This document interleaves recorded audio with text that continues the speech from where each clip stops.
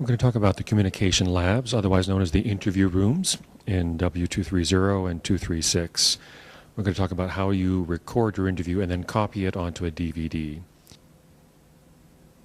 In the interview rooms, you have a camera, a TV monitor, and a DVD recorder. You're going to record to the hard drive of the DVD recorder, and that's the best option to make sure that you absolutely are capturing your interview, and afterwards then you can copy from the hard drive to the DVD. Recording straight to DVD is sometimes problematic. There's just a small chance you'll lose your recording.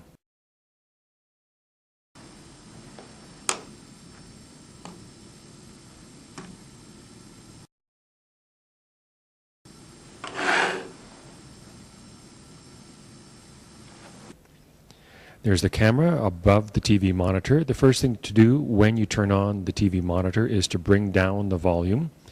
If you have a TV remote, a Sony remote, then mute the sound. Otherwise, bring the volume down until it's 0. Otherwise, if you do not do that, you get feedback. The Panasonic DVD recorder is a very sophisticated home entertainment unit. You can record about 90 hours of your favorite TV shows. But what we're going to do is use it to record from the camera. So when you turn it on, it should be saying that it is recording to the hard drive, that is HDD, and it is taking the signal from input 1, that is in 1, the camera. So HDD in 1 is the readout that you should see on the Panasonic DVD recorder. When you push record on the remote, there will be a temporary legend that comes up in the corner of the TV screen, as well as a legend that comes up on the Panasonic recorder. And if you remember that the camera is feeding down to the DVD recorder and then passing the signal up to the TV, it isn't really necessary for the TV to be on after you've started the recording. As long as the camera and the DVD recorder are still running, you'll capture your interview. When you have stopped your recording, you can use the Functions menu to get into the Simple menu, which would allow you to play back, copy, or delete any of your sessions. When you push playback, it starts to look like a real DVD, but we're actually just looking at the hard drive, and here are all these different chapters are the sessions that we have experimented with. You can copy when you have put your blank DVD-R into the DVD recorder. Not a +R, not a -RW. They'll work, but they're way more complicated than just putting in a -R.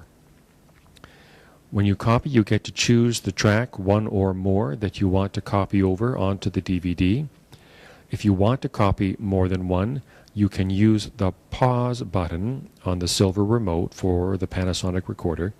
And that will put a check mark on whichever track you have highlighted in yellow. And then you can move on and highlight another track in yellow and put a check mark on that. And then you will copy both of them at the same time. It's important to do this beforehand if that's your plan, because once you start the copying process, it will bring up a progress bar that will show how the burning onto the disk is going. It'll be quite quick, but then it will flip over automatically into a second progress bar, which will then tell you how the finalization is going on the disk. And the disk must be finalized before it can be played in any other machine. So if you don't finalize a disk, you can't take it away and put it in a DVD or a CD drive and expect to be able to see it. So the way that the IT department has set it up is that the copying and the finalization are the same step. And then your disk is sealed. You cannot put any more information onto it. And if you are confident that you've captured it on the DVD, then you can go back in and delete your sessions. So just so that they're not there for other people to come in and see. And there are students who work for the library who come up every Friday and erase the hard drives. We're going to review the buttons on the DVD recorder remote. There's the power buttons on the top, the DVD power, as well as the TV power. If you're in W230, this remote will control the TV. If you're in W236, then you have a Sony remote for the TV. The drive select is underneath the power button, and that is how you make sure that you're on HDD on the recorder, the hard drive. Underneath the numeral 9 is the input select. That's how you make sure that your signal is coming from the camera, input 1. Honestly, these machines will be set up correctly almost every time that you come in, but with different sports events happening, sometimes people think they might be able to catch the game, and they get your situation a little screwed up there. So I'm just telling you how to fix it if necessary.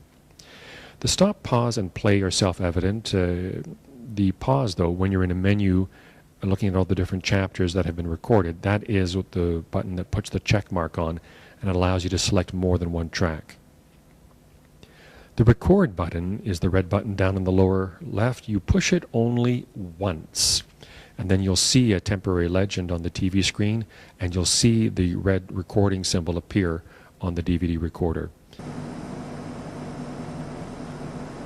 Because this is a home entertainment system, if you push it more than once, you will now be recording for a block of time, half an hour, like the length of your favorite sitcom.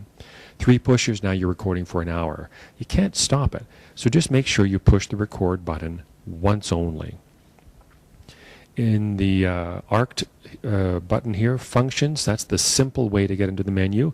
There's many ways to use the remote to get into the menu, but then the system starts to complain that it can't find your satellite dish, you haven't started your TV guide, subscription, all this kind of junk you don't need to deal with. So use functions to get into the menu.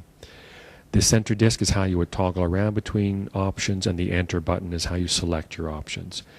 And finally, underneath the functions button is the return button. So if you're in a menu on the DVD recorder, the return just takes you up one level, and you can just keep returning until you're right out of the menu altogether.